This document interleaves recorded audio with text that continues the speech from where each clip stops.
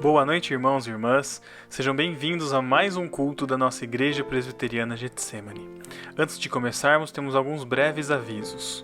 Nosso culto presencial voltou a ser realizado aos domingos, às 6 horas da tarde, na Rua Castro Alves, número 510, na Vila Antártica, Botucatu.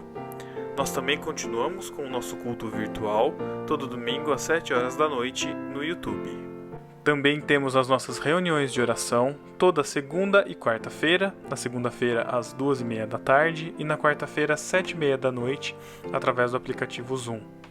Continuamos tendo também nossa escola bíblica dominical sendo virtual, com os adultos e adolescentes tendo suas aulas através do Zoom, e a escola bíblica infantil acontecendo no YouTube todo domingo às 9h30 da manhã.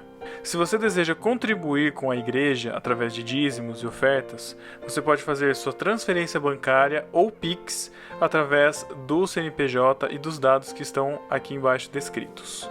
Se você ainda não é inscrito, se inscreva em nosso canal, compartilhe os nossos vídeos e vamos então adorar o nome do nosso Senhor.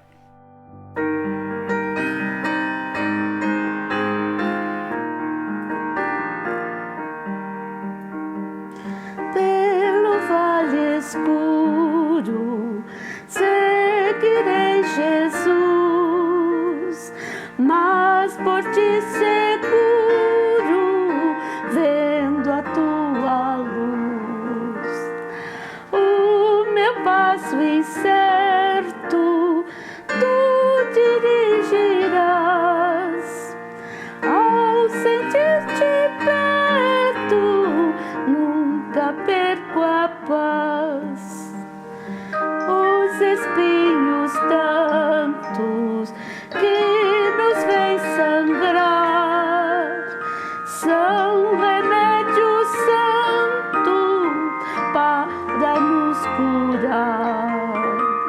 Onde existe a graça que nos vem dos céus, tudo o que passa mostra o amor de Deus. Não há dor que seja sem divino fim. Faze, ó Deus, que a igreja compreenda assim. E apesar das trevas, possa ver, Senhor, que tu mesmo levas com imenso amor. Breve a noite desce, noite de Emaús, e meu ser carece de te ver, Jesus. Companheiro, amigo, que ao meu lado vem, sim, estás comigo, sempre me sustém.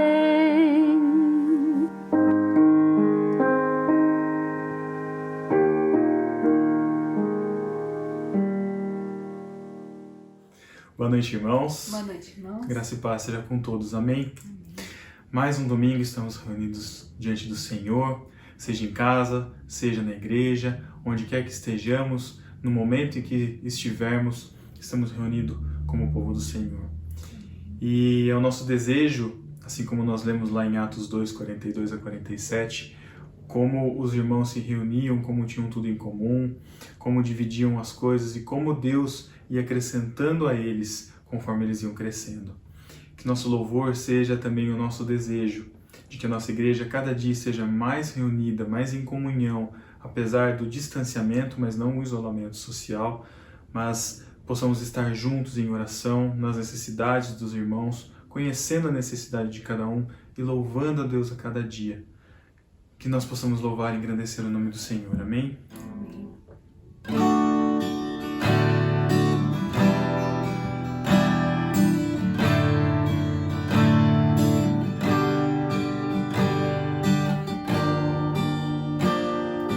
Da multidão dos que creram, era só um coração e alma, uma somente, uma semente. Somente uma esperança brotando dentro da gente. Nosso era o pão cada dia, nosso era o vinho, santa folia. O que se parte, reparte a própria vida. Galho ligado à parreira, vida em comum verdadeira.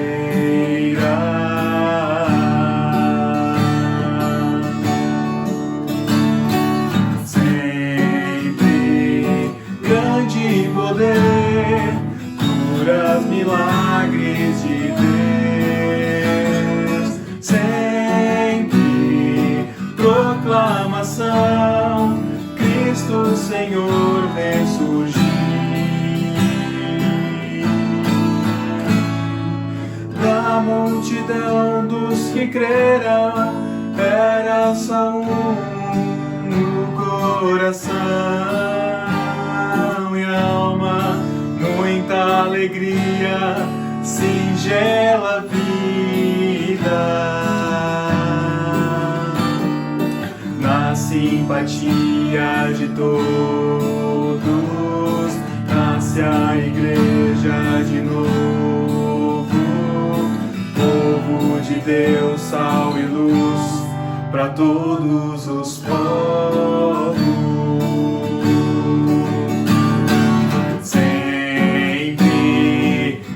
De poder, curas, milagres de Deus, sempre proclamação, Cristo Senhor ressurgiu.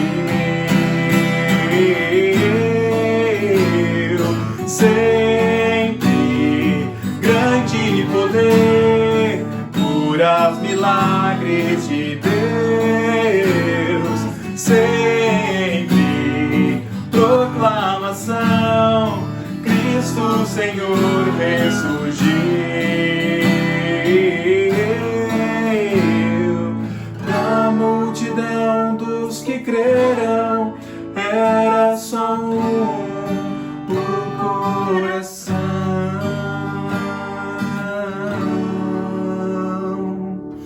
Amém. Glórias ao nome do Senhor. Que nós possamos estar sempre pedindo a Deus que sejamos uma só família, um só corpo, uma só igreja. Que nós possamos saber e louvar ao Senhor que, por mais que a semente que estamos plantando possa parecer um solo infértil, quem dá o crescimento é Deus. Que nós possamos louvar e não desanimar, não esmorecer, não desfalecer, continuar com o nosso propósito de levar o nome do Senhor através das nossas vidas, para que o Senhor faça crescer, para que o Senhor faça a semente brotar no coração daqueles que ainda não o conhecem.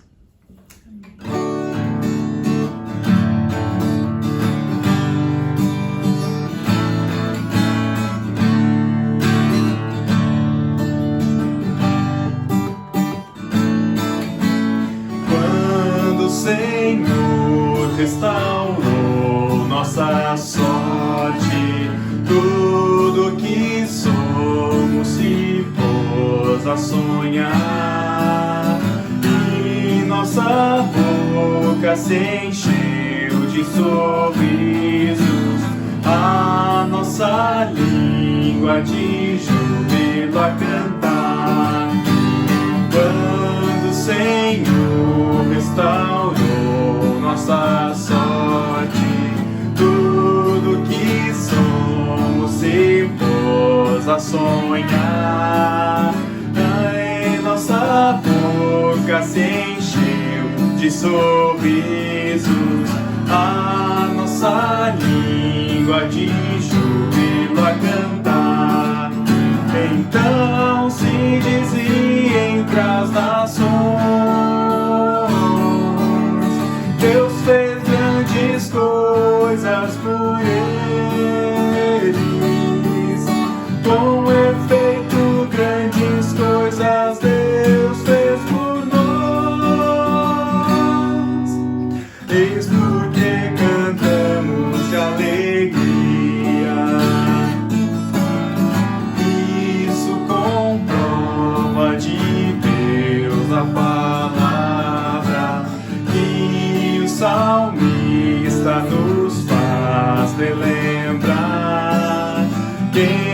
sai chorando e plantando a semente, com alegria um dia vai ceifar.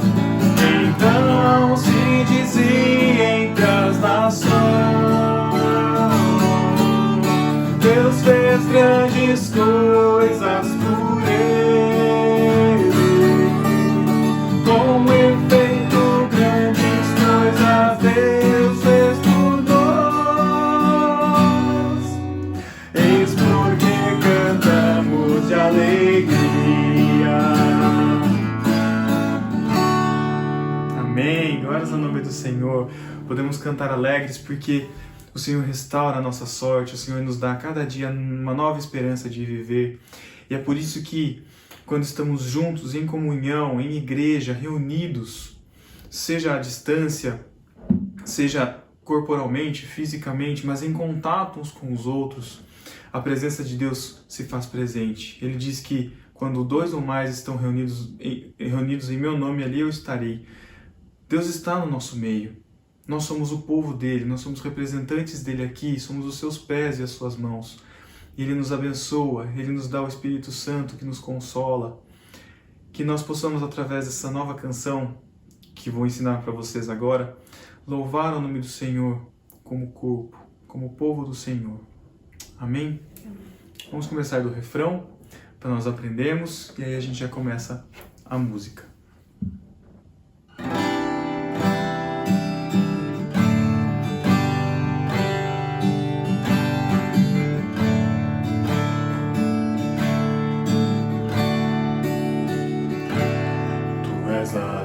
Que brilha sobre a escuridão, Tu és a paz que acalma todo o coração, és o pão do faminto, a força do aflito, e nós somos Teus pés e Tuas mãos. Tua verdade sempre permanecerá, do Teu amor quem poderá nos separar? És fiel e para sempre Teu povo sustentar, então o mundo inteiro verá.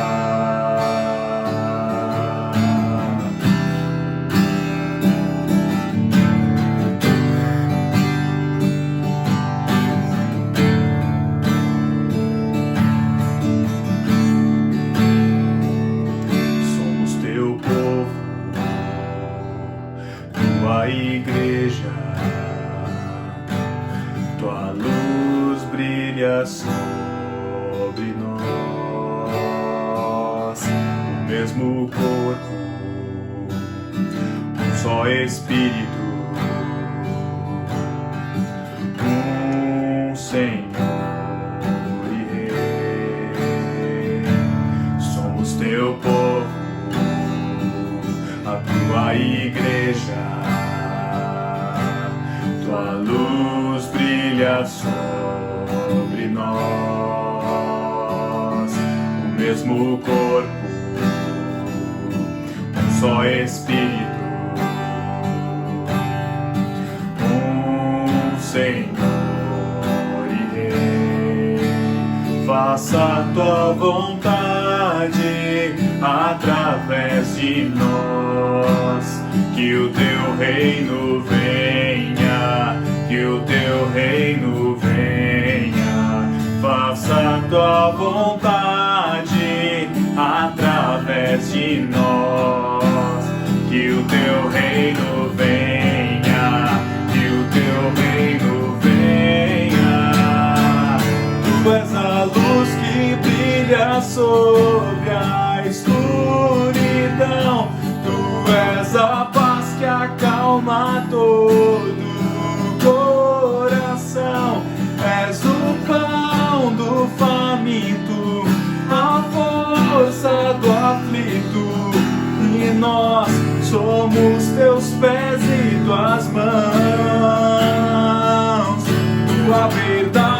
sempre permanecerá.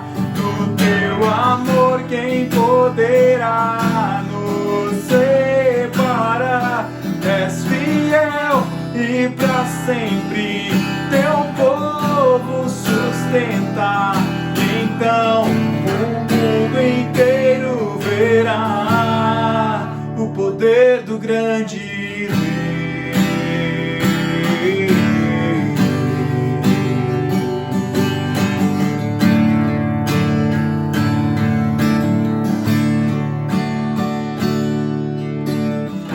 Justiça e paz se encontram e nasce a alegria. Este é o teu reino, este é o teu reino.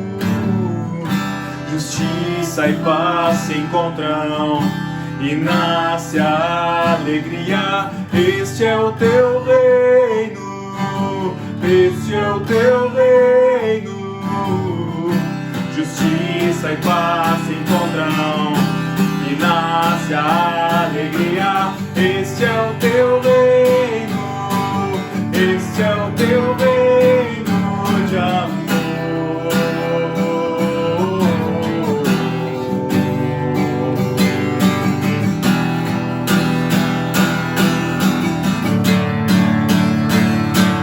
Tu és a luz que brilha sobre a escuridão. Tu és a paz que acalma todo coração.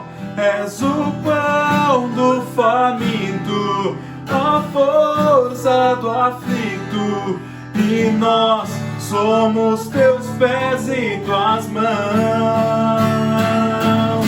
Tua verdade sempre permanecerá. Do teu amor quem poderá nos separar? És fiel e pra sempre teu povo sustenta. Então o mundo inteiro verá. Tu és a luz que brilha sobre a escuridão. Tu és a paz que acalma todo o coração. És o pão do faminto, a força do aflito, e nós somos teus pés e tuas mãos. Tua verdade sempre permanecerá. Do teu amor quem poderá nos separar? És fiel e pra sempre teu povo sustenta, e então o mundo inteiro verá o poder do grande Rei.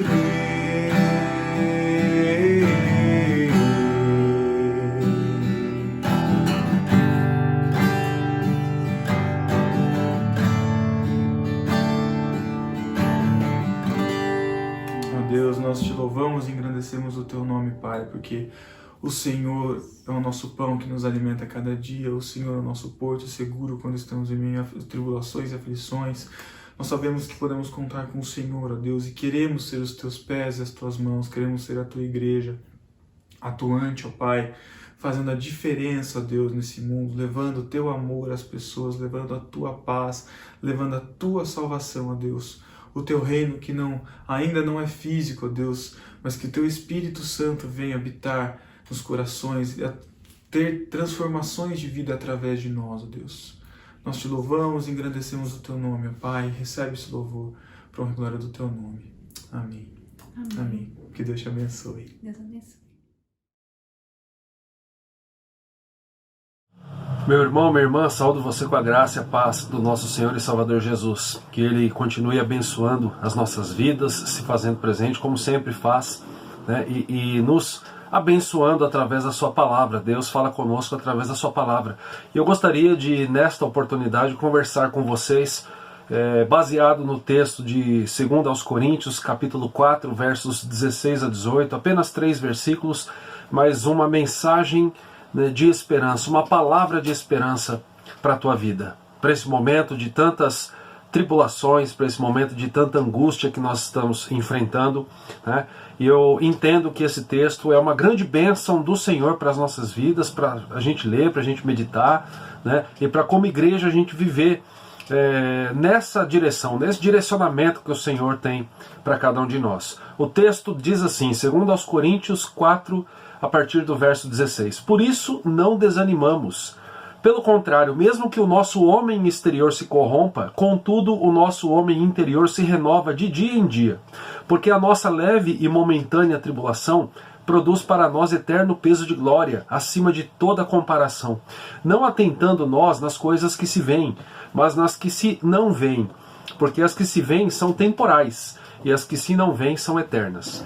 Eu entendo que o apóstolo Paulo, quando escreve aos Coríntios, ele tem a convicção de que está falando com um povo especial, com um povo de Deus, com pessoas, com homens e mulheres que estavam conhecendo o Evangelho de Cristo. Homens e mulheres assim como nós, falhos. Muitos na igreja de Corinto não eram judeus, eram gentios, pessoas que não tinham a religião judaica como estrutura de vida, pessoas que estavam conhecendo a mensagem do Evangelho. Você há de lembrar do mundo greco-romano, onde Roma, com o seu grande império, a sua força, o seu governo, dava a regra de vida, ditava as normas de convivência, e aquele pensamento grego, aquela construção filosófica, que muitas vezes também norteava ali o entendimento da vida, do significado da vida e daquilo que viria depois da vida. E Paulo, ele ensina aquela igreja acerca da ressurreição de Cristo, né? Acerca do fato de que a nossa vida, ela não se limita a esses poucos anos que nós passamos aqui, uns mais, outros menos. Mas a vida com Deus, ela demonstra para nós eternidade, ela significa eternidade com Deus e sem Deus, é isso que o Evangelho mostra.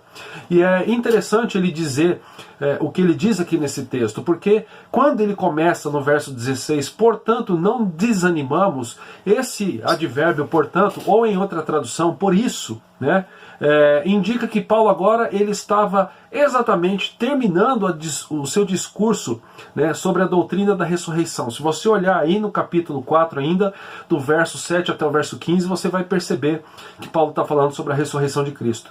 Ele então reflete sobre a dor e sobre as aflições também que ele já suportou e suportava ainda por causa do Evangelho. Se a gente olhar com olhos humanos, Paulo deveria ter desistido da mensagem do Evangelho há muito tempo, né? Por conta do sofrimento que o chamado de Deus trouxe para a vida dele. Mas ele não faz isso, ele demonstra uma capacidade de recuperação ali, da sua força, da sua energia, e isso ele sempre diz que está ligado diretamente ao poder de Deus. Por exemplo, nesse capítulo ainda, olha lá o verso 7. Temos, porém, este tesouro em vasos de barro. O barro, ele é frágil, ele quebra. Para que a excelência do poder seja de Deus e não de nós. O tempo todo ele está apontando, a força está no Senhor. E também é interessante que o tempo todo ele dedica a glória de Deus na sua vida, né? Até quando ele sofre, tudo que acontece na vida dele, Paulo entende, tem o significado, deve ter o direcionamento da glória de Deus. Olha o verso 15. Porque todas as coisas existem por amor de vós, para que a graça, multiplicando-se, torne abundantes as ações de graça por meio de muitos, para a glória de Deus. Então, quando Paulo começa a trazer essa palavra, que é uma palavra de esperança para nós, nesse momento tão difícil, de tantas lutas, adversidades, tribulações, né? Tantas dificuldades que a gente tem enfrentado, ele está terminando de falar sobre a ressurreição de Jesus. E aqui, a leitura das cartas aos Coríntios traz esse refrigério para nós, essa lembrança, meus irmãos. Talvez, por conta das dificuldades, ela anda meio esquecida, meio no fundo da gaveta. Talvez a hora da gente fazer a limpeza na gaveta para tirar aquilo que não serve e para a gente focar naquilo que é importante e repensar, né, a nossa caminhada, repensar aquilo que Deus já fez por nós. Ele está olhando para aquilo que Jesus fez na vida dele e dizendo, por isso, né, e ele continua, por isso eu não desanimo, por isso nós não desanimamos. Olha aí ainda, né, que isso está lá no verso 16. Por isso, né, portanto, por conta da ressurreição de Jesus, eu não desanimo, nós não desanimamos. né? E é muito interessante a gente perceber aqui o que Paulo está dizendo. Não são meras palavras vazias que Paulo está dizendo, tentando encorajar outras pessoas quando ele mesmo pode estar desanimado. Isso está muito longe da verdade. Se a gente olhar para a vida do apóstolo Paulo, você vai perceber que ele era um homem que tinha muitos motivos apenas para reclamar e para viver desanimado, mas ele vence isso olhando para Deus.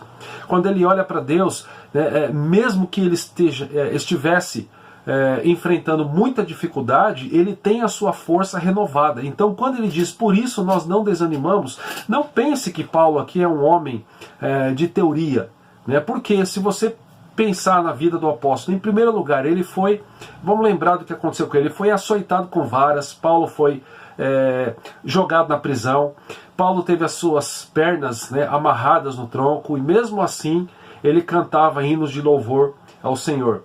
Lembra, por exemplo, do texto de Atos 16, quando ele está preso, né, e mesmo assim ele louva, ele engrandece a Deus. Em outra ocasião, no meio de uma tempestade, onde as pessoas estavam ali juntamente com Paulo no navio, e as pessoas todas perdem a esperança, e Paulo, no meio disso tudo, ele diz, vamos ter coragem, né, porque esse navio vai encalhar numa ilha e ninguém vai morrer. E Paulo mostra que é o poder de Deus, que é a visão que Deus tinha dado para ele, que fazia com que ele pudesse afirmar isso. E de fato, as pessoas ali não morreram. Depois você lê lá Atos capítulo 27. E Paulo aqui, no verso 1, ele está dizendo, mais uma vez, não desanime. Então quem está dizendo não desanime é uma pessoa que sofreu muito. Né? Quando a gente olha fisicamente, é muito mais do que a grande maioria de nós. Alguém aqui já esteve em um navio que afundou? Alguém aqui já foi amarrado, seu corpo amarrado no tronco? Já levou açoites, né, nas costas? Né, já foi ali chicoteado ali nas costas? Não, a gente não passa por isso. A nossa época é outra. O sofrimento, ele muitas vezes ele é mais no campo da nossa mente, né? Mas a gente também sofre. E aqui o que eu quero que você tenha bem claro na sua mente, no seu coração, é que quem está dizendo não desanime é um homem que sabia, né, o que é desconforto físico, sabia o que é sofrimento. E aí ele continua a dizer assim, mas embora o nosso ser exterior esteja sendo destruído, o nosso ser interior está sendo renovado de dia a dia. Por isso nós não desanimamos. E ele continua e ele diz assim, o nosso ser exterior, mesmo que esteja sendo destruído, o nosso ser interior é renovado. O que é que Paulo está dizendo? Será que ele está adaptando o discurso dele à filosofia grega, que considerava o ser humano um corpo transitório, mas uma alma imortal? Dificilmente, porque o contexto aqui, como eu disse no começo, deixa claro para nós que Paulo está falando da ressurreição de Jesus, né? E pela origem hebraica de Paulo, ele tinha uma visão bíblica dos seres humanos, ele tinha um conhecimento da lei, da Torá, né? Ele tinha o conhecimento de que, na verdade, o mundo não veio como nós pensamos hoje, e como os gregos poderiam pensar também, e elaborar ali as suas ideias sobre o surgimento do mundo. Ele sabia que Deus é o Criador, ele tinha o conhecimento da revelação, né? E ele vê então o ser humano como uma unidade completa, né? Corpo e alma formando um todo. E isso fica claro, né, quando a gente lê, por exemplo, Gênesis 2:7, que diz assim, formou o Senhor Deus ao homem do pó da terra, ele soprou nas narinas o fôlego de vida, e o homem passou a ser alma vivente, passou a ser vivente. Ser vivente aqui não significa então, meus irmãos, um corpo e uma alma, mas está fazendo referência a uma unidade, né? Os judeus sempre consideraram corpo e alma como uma unidade, e se recusavam a entender os dois como coisas diferentes. Não, o corpo e a alma, isso é a totalidade do ser humano.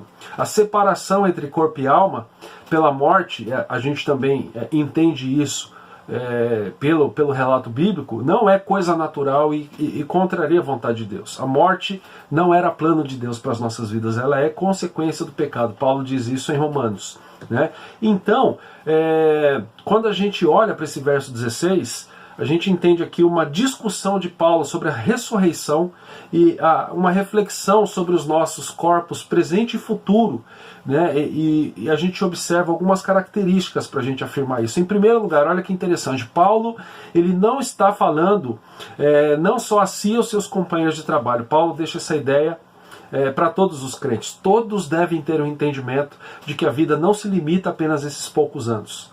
A morte física não significa o final da nossa história. Tá? O próximo ponto é que o ser exterior em relação ao ser interior é referência ao corpo como uma entidade, como uma unidade. Né? Então, existe uma unidade da nossa vida, né, da nossa alma e do nosso corpo. Né? E a morte, ela não significa que essa história terminou, porque a alma ainda continua. Né? A nossa história ainda continua. Né? E a gente tem o conhecimento de que se nós temos em Cristo o Senhor e Salvador das nossas vidas, isso significa que nós continuamos com o Senhor. E da mesma maneira, aquele que morre sem Jesus Cristo eternamente está separado. E a terceira característica aqui que Paulo vai trazer, para deixar essa discussão dele sobre a ressurreição muito clara, é que o ser exterior e o interior têm um significado mais profundo no sentido do velho eu e do novo eu. A escolha de palavras aqui que Paulo emprega nos versículos que são relacionados, ela surpreende pela semelhança. Ele escreve o seguinte: nosso ser exterior está sendo destruído e o velho ser que está sendo corrompido, fazendo referência a Efésios 4:22. Nosso ser interior está sendo renovado e o novo ser que está sendo renovado. Ele diz isso também em Colossenses 3:10. Esses dois termos, meus irmãos, ser exterior e interior, que Paulo emprega aqui, eles são inclusivos, ok? E totalmente abrangentes. Eles incluem tudo que é ligado à existência humana, a existência de cada um de nós. O ser exterior, a que Paulo está fazendo referência, é aquele que está ligado e exposto a tentações, a perigos, né, a putrefação da carne, ao apodrecimento da carne. Enquanto o ser interior, ele vai deixar claro na sua teologia que é renovado pela comunhão diária com Jesus, é fortalecido pelo Espírito Santo. Esse processo de renovação tem um início na regeneração e é completado na consumação dos tempos. Então a gente precisa entender que Paulo está dizendo o seguinte: por um lado, a gente entende que a nossa vida, o nosso ser exterior, ele está corrompido. O pecado, ele corrompe o nosso ser exterior. Mas ele deixa claro que quando a gente lida com o entendimento da vida, a gente também precisa lembrar, meus irmãos, da questão da ressurreição de Cristo. Cristo é aquele que vence a própria morte. A palavra diz que nós ressuscitamos com Ele, de que nós fomos regenerados pelo Senhor, nós fomos feitos novas criaturas, nós nascemos da água e do sangue, nós fomos alvos ali do novo nascimento em Cristo, nascimento espiritual, onde não existe essa putrefação, esse apodrecimento da nossa carne, onde nós diariamente somos renovados. Isso é muito interessante da gente pensar nesses dias que nós sofremos, porque a gente começa a entender que nós estamos em um momento da nossa história pessoal onde a gente está enfrentando, né, essa diversidade, onde a nossa carne está de fato envelhecendo, mas isso não significa a totalidade da nossa vida. Isso não significa, meus irmãos, que as dificuldades que estão aí, elas são eternas. Não, elas são transitórias, elas são passageiras. Na vida de Paulo, quando a gente olha para ele, a sua conversão na estrada de Damasco marca ali esse entendimento na vida dele, né? Ele experimenta a partir de então essa renovação, esse progresso diário na sua vida, na sua história. Ele foi tornado mais forte, uma pessoa habilitada a confiar mais em Deus. Ele foi chamado a proclamar o Evangelho e a se opor aos seus adversários. Ele, ainda que o corpo dele muitas vezes suportasse dor, uma dor profunda, cruciante por conta da perseguição ao Evangelho, o seu interior, o homem interior dele, o ser interior de Paulo se renovava e triunfava por intermédio do Senhor Jesus Cristo. E a gente precisa entender assim também. Nós temos também o nosso ser exterior, o nosso corpo. Nós estamos aqui à mercê das dificuldades. Pense comigo, né? Se essa crise da Covid ela se agrava 10, 100 vezes mais, a ponto de ninguém mais poder sair, sofreríamos muito mais, não é verdade? Sofreríamos também, não apenas por conta de sintomas da doença, mas também com o desabastecimento de comida, passaríamos fome, né, a violência explodiria, as pessoas sairiam aí. Se você já assistiu Walking Dead, seria mais ou menos isso que iria acontecer. Mas tudo isso, né, é a nossa vida exterior. O que eu e você como cristãos precisamos entender é que nós temos esperança. Se a gente pudesse separar essa mensagem em 2 pontos, o primeiro, baseado no verso 16, eu diria o seguinte: não desanime, tudo isso vai passar. Porque é isso que Paulo está trazendo nesse texto. É esse entendimento de que quando nós temos, né, a nossa mente trabalhada para enxergar a eternidade, a gente sabe que nós estamos aqui em um pedacinho da nossa história, em um pedacinho de tudo aquilo que está acontecendo. A gente tem que ter uma visão mais abrangente sobre as coisas. Às vezes é como se a gente pegasse uma régua. Deixa eu pegar uma régua aqui, não vai dar para ver os números direitinho. Uma régua de 30 centímetros e a gente achasse que a nossa vida ela começa aqui e ela termina aqui. Você entendeu? Porque nesse período aqui, nesse pedacinho, eu cresço, eu me desenvolvo, eu fico adulto e eu envelheço e eu morro. E aí acabou. Não! A nossa vida é eterna. Né? O presente que o Senhor nos dá é de mostrar que Ele entrando na nossa história, nos fazendo novas criaturas. Nós somos novas criaturas que, pela graça do Senhor, pelos méritos da obra salvífica de Cristo, nós somos santos, santificados, nós somos justos, justificados. Então nós temos acesso direto ao Pai, nós estamos em comunhão com Ele.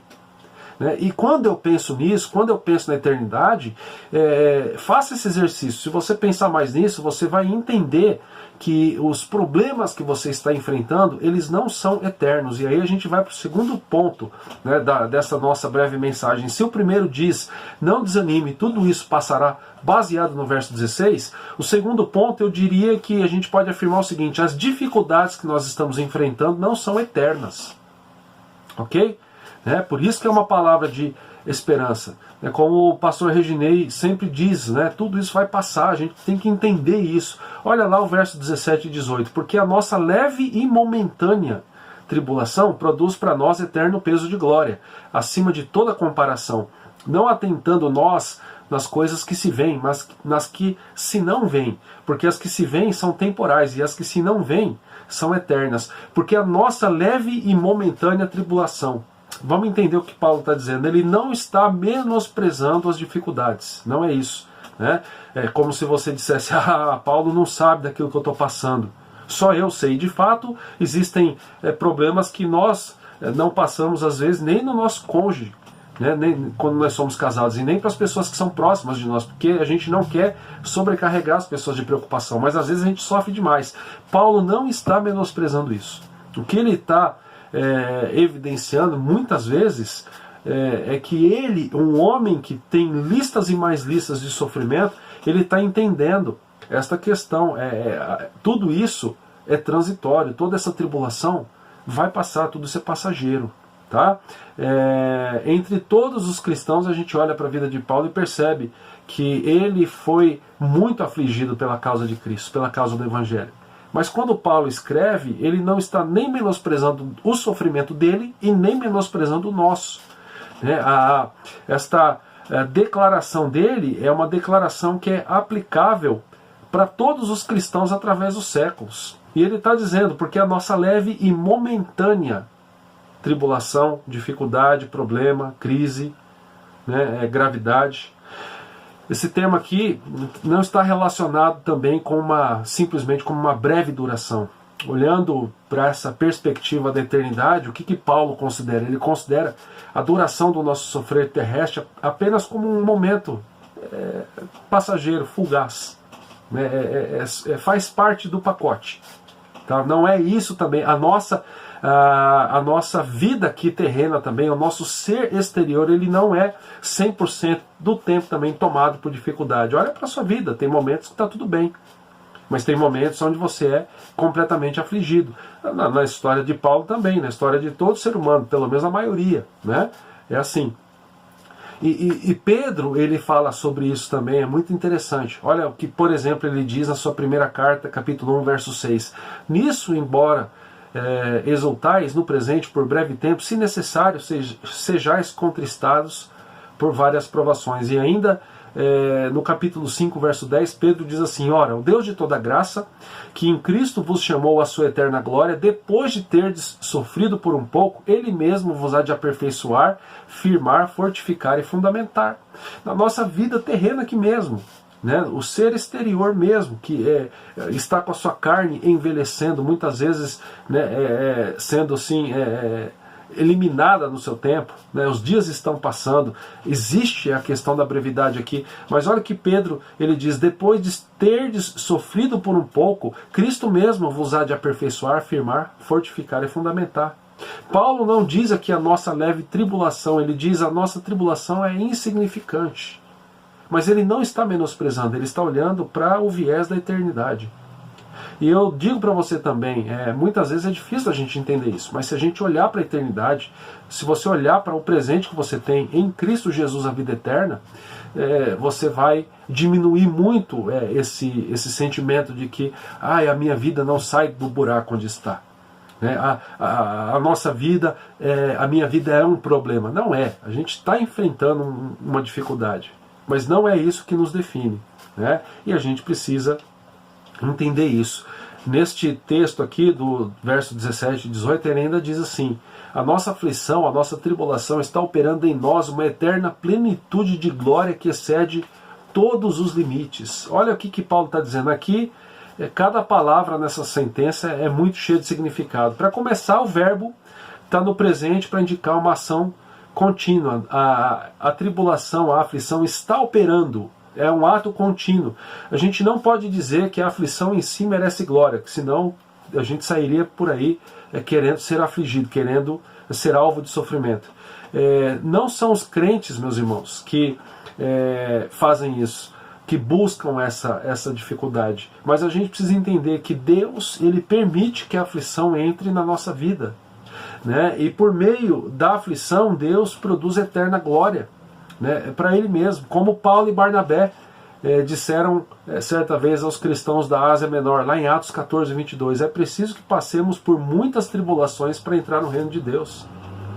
É interessante a gente pensar nisso. A gente vive numa geração que diz o seguinte: eu não quero sofrimento, sofrimento não é para mim, só tem um problema, né? A Bíblia nos mostra que neste mundo nós passaríamos, nós vamos passar, nós enfrentamos, passamos por aflições. E muitas vezes, eu tenho dito nos nossos encontros, são nesses momentos onde nós entendemos que o Senhor está conosco. É no momento da dificuldade, é no momento onde o cinto aperta. É nessa hora que a gente tem a capacidade de entender: eu não estou sozinho, eu preciso de alguém, e este alguém é o Senhor. Se a nossa vida ela fosse constituída apenas de calmaria, talvez a gente nem buscasse o Senhor. Então, a gente precisa entender isso, meus irmãos. O Senhor está conosco o tempo todo. E a palavra afirma para nós, que é de conhecimento de Deus e é revelado do Senhor para nós, que a gente vai passar por momentos de dificuldade. Então, não desanime. Então, não pense, não vá pensar que eu já perdi as esperanças. Isso é uma palavra de esperança para nós. Deus está no controle de tudo. Ele sabe o que nós estamos passando. Ele sabe o que nós precisamos passar. E Ele quer que o tempo todo a gente enfrente, né, essas situações, esses problemas todos, não apenas a Covid, mas todo tipo de sofrimento, tribulação na nossa vida, né, pelo fato da gente crer nele e dizer: se o Senhor está comigo, eu levanto a minha cabeça e eu prossigo. É isso que a gente precisa fazer. O texto ainda continua dizendo: porque nós não olhamos para as coisas que se veem, e sim para coisas que se não veem. E aqui o que Paulo está dizendo? Essa sentença descreve o quê? Descreve a causa para o pensamento anterior sobre a aflição, que é temporária e insignificante. A gente não pensa apenas naquilo que a gente vê, mas naquilo que nós não vemos. E aí entra o aspecto do nosso descanso no Senhor, o aspecto da fé. Paulo diz aqui, meus irmãos, que quando nós focalizamos a nossa atenção em coisas invisíveis, nós minimizamos, né, as dificuldades e maximizamos a glória de Deus. É visão de eternidade. Se eu ficar olhando apenas para a dificuldade o tempo todo, ela vai aumentar de tamanho cada vez mais. Meus irmãos, pegue essa crise da Covid. Eu não quero entrar em discussões políticas, mas o que eu tenho percebido é o seguinte: tem gente que só enxerga o número de mortos. E quando alguém vem querer trazer uma palavra de esperança, dizendo, mas olha quanta gente está sendo salva, tem uma negação tão grande para essa questão de que existem pessoas sendo salvas, que parece que a gente só olha o problema. Infelizmente, se houvesse morrido apenas uma pessoa no mundo inteiro por conta da Covid, já seria um motivo da gente chorar. Quanto mais milhões e milhões de pessoas. Mas essa não foi a primeira crise na história da humanidade, nem será a última. E a gente precisa entender o seguinte, mas existe aí esperança ainda. Mas parece que parte da mídia aqui no nosso país, ela quer mostrar que só tem gente morrendo. Eu estou usando aqui apenas um exemplo. Tá? Agora, e se eu não tiver visão de eternidade, como muitas pessoas não têm? É aquela velha história, você já deve ter ido no velório de alguém que não conhecia Jesus, se você percebe ali na vida daquela família uma tristeza, uma angústia terrível. Ao mesmo tempo que se você já participou de um velório de um cristão, você percebe uma tristeza tremenda, mas ao mesmo tempo um pano de fundo que é o consolo que vem do Senhor. Aquilo que Paulo diz nesse mesmo livro aqui, que é a segunda carta aos Coríntios, capítulo 3. E o Deus de toda a consolação, nos console através do Espírito Santo. Então, visão de eternidade, a gente precisa entender, e Paulo reconhecia que todos os cristãos, ele também, por muitas vezes, nós passamos por experiências dolorosas, e muitas vezes a gente chega a fazer a pergunta para o Senhor, por que somos nós os cristãos que sofremos? Paulo aqui observa que eles não vivem se concentrando nas coisas terrenas que vêm o tempo todo. Mas ele percebe que o povo do Senhor, ele, ao contrário, olha em direção ao céu. É como ele diz, por exemplo, lá em Colossenses, capítulo 3, os primeiros 2 versos. Portanto, se fostes ressuscitados juntamente com Cristo, buscai as coisas lá do alto, onde Cristo vive assentado à direita de Deus. Pensai nas coisas lá do alto, não nas que são aqui da terra. A gente precisa entender isso, meus irmãos. Em que você tem pensado? Você é aquela pessoa altamente entristecida, altamente desanimada? Você é aquele que só vê que o copo está meio vazio? Você não consegue enxergar que ele está meio cheio? E se você responde sim a essas perguntas, será que você não tem olhado apenas para as coisas que você vê? Será que você não precisa entender que você faz parte de um povo que, como Paulo está dizendo, porque nós não olhamos apenas para as coisas que se veem, e sim para as coisas que se não veem? O que é que a gente não vê? Toda a mensagem do Evangelho que Paulo está escrevendo e trabalhando antes de entrar propriamente nos versos 16 a 18 aqui, a ressurreição de Cristo. Paulo ainda vai dizer nesta carta aos Coríntios que se nós cremos em Jesus Cristo apenas nessa vida, nós somos os mais infelizes de todos os homens. Cristo é muito maior do que esta vida terrena que a gente vive aqui. Cristo é muito maior do que esses poucos anos que a gente passa aqui na terra. Cristo é Deus, é o Pai, é o Filho, é o Espírito, é eterno. É desde antes da eternidade. E é Ele quem nos chama a fazer parte da sua família. É Ele quem nos diz, ei, eu nem te chamo mais de servo, eu te chamo de amigo. É o Pai que diz o seguinte, você não é apenas uma criatura minha, você é um filho, você é uma filha minha. A gente precisa entender isso. Será que a gente não olha, e será que não estamos cometendo o erro de olhar apenas para esses poucos anos que nós passamos? A nossa vida é eterna, meus irmãos. E aí a gente precisa caminhar para o final, e o texto ainda vai dizer, porque todas as coisas são visíveis para o momento, mas as coisas que não são visíveis são eternas. Ou seja, é o que Paulo está dizendo lá no verso 18, na Almeida Revista Atualizada, não atentando nós nas coisas que se veem, mas nas que se não veem, porque as que se veem, tudo isso que a gente está vendo é temporário, mas as que se não veem são eternas. Olha só que palavra maravilhosa. E aqui o que Paulo diz em relação à eternidade? O tempo é apenas um momento, tudo isso que a gente está passando vai passar.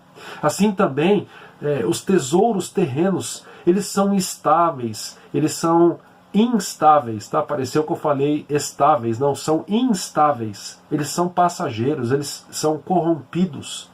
E a gente às vezes passa a nossa vida inteira correndo apenas atrás dessas coisas. E a gente abre mão de pensar e de trabalhar e de investir no conhecimento da eternidade. E por isso que a gente sofre, né? O nosso eu interior, a gente precisa entender que pela graça de Deus, ele está sendo renovado diariamente. E se a gente entender isso, vai ser mais difícil da gente desanimar frente às coisas que nós vemos e que são momentâneas e que vão passar. Então eu quero que você, nesta oportunidade, nesta mensagem, pense nisso. Todas as crises vão passar. Mas para o nosso entendimento, a gente precisa contemplar a eternidade, contemplar aquilo que Jesus já fez por nós. As coisas invisíveis são aquelas que nós apropriamos pela fé em Deus. Lembra de João 3,16? Então a gente precisa colocar aquele versículo em prática. Nós somos salvos, nós somos chamados. Pela fé nós temos vida em Cristo. Cremos que o Pai enviou o Filho para que todo aquele que nele crê não pereça, mas tenha vida eterna. Cadê a vida eterna? Está aqui? Você está enxergando? Não. São as coisas que nós não vemos. Cadê Jesus? Está aqui? Cadê o Espírito Santo? Eu não estou vendo, mas ele está aqui. O que eu consigo ver, né, é essa crise toda. Tudo isso passa. Mas o que eu não estou enxergando é eterno. E é isso que tem que tranquilizar a nossa mente, né? Eu quero que você pense nisso. A gente precisa conservar, né, a nossa visão de eternidade e os nossos olhos fixos em Jesus, o autor e o aperfeiçoador da nossa fé. Eu quero terminar essa mensagem de esperança para você, de dizer para você lembrar da eternidade, mencionando Santa Teresa d'Ávila, que na história do cristianismo, há séculos atrás, escreveu o seguinte: nada te perturbe, nada te espante. Tudo passa, Deus não muda, a paciência tudo alcança. Quem a Deus tem, nada lhe falta, só Deus basta. Que você olhe para a eternidade, que você entenda essas duas lições, meus irmãos. A primeira, que diz para nós que todas essas coisas que nós estamos passando vão passar, que nós estamos vendo, melhor dizendo.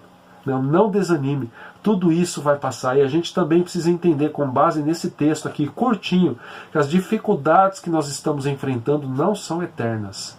Que eu e você, ao invés de olhar apenas para isso, que a gente possa olhar para aquilo que a fé, né, coloca nas nossas mãos, para toda a mensagem de salvação em Cristo Jesus. Que Ele te abençoe. Pai, que neste momento a gente tenha a capacidade, Senhor, de olhar para a eternidade, para contemplar, ó Deus, a vida com o Senhor, por intermédio do sacrifício do Teu Filho Jesus Cristo, nosso Senhor e Salvador.